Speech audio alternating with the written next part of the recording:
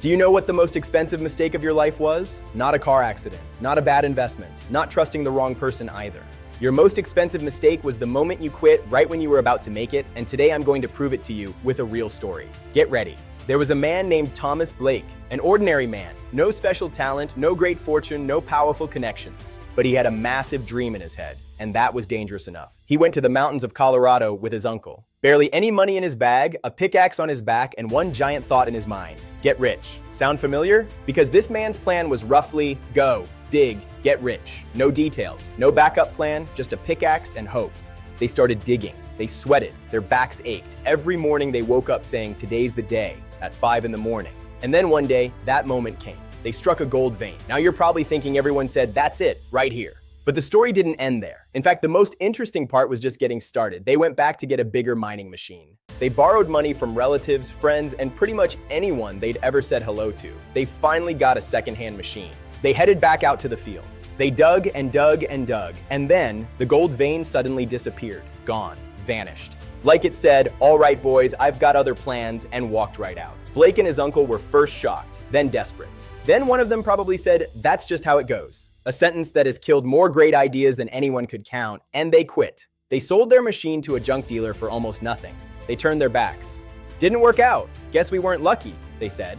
One of them probably added it was never going to work anyway. You know that feeling. What Americans call cope. But that junk dealer, who was neither a geologist nor an engineer, the man's only skill was loving to buy machines cheap, got curious. He consulted a mining engineer. The engineer went out to the field, examined the soil, and ran the numbers. The engineer said, the gold vein continues exactly 3 feet below the point where Blake stopped. 3 feet, 90 centimeters. That's it. And Blake had turned back from exactly that point. The junk dealer kept digging with the machine Blake had sold off. And yes, he found the gold. Exactly 3 feet below the point where Blake had quit. Now stop for a second and really think about this. When Blake was driving home that day, a song was playing on the radio. He was staring out the window and he had no idea. Maybe he never found out. Maybe he did. And that feeling, the I was right there feeling, cast a shadow over the rest of his life. Now let me ask you an honest question. How many times have you stopped at that exact point? In your career, your relationship, your dream? Maybe you started a business and 3 months in you shut it down saying the money's not coming and it was supposed to blow up soon. Maybe you started learning a skill, said this isn't for me and quit, and that skill was going to click exactly 3 weeks later. Maybe you gave up saying they don't get it, and that person was waiting for exactly one more message. 3 feet. Every single time, 3 feet. And if you turned and walked away, the junk dealer kept going. Did that make you a little mad? It should. Because the most dangerous moment to quit isn't the beginning. It's that moment when you're closest to the finish line. And nobody told you this, did they? They didn't teach it in school. There's no class called Dig 3 More Feet in the curriculum.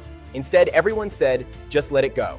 And you listened, because in that moment, it really did look impossible. It always does. That's why most people turn back so close to the treasure. The word won't work has buried more treasure than the deepest hole ever dug. So what can we learn from Blake? One thing. Before you quit, ask yourself one more time. What happens if I dig 3 more feet? Quitting without asking means never knowing the answer. And on this channel, we're going to talk about exactly this. What do you do when you hit your stopping point? How do you silence that "it won't work" voice inside you? And how do you dig those 3 more feet? If you want to be part of this journey with me, subscribe right now, hit that notification bell, because you're not here to stand on top of the treasure. You're here to find it. And you're already so close, maybe just 3 feet away. Hit that notification bell. I'll see you in the next video. Let's make it happen together. Don't stop now. Dig those 3 more feet. Goodbye.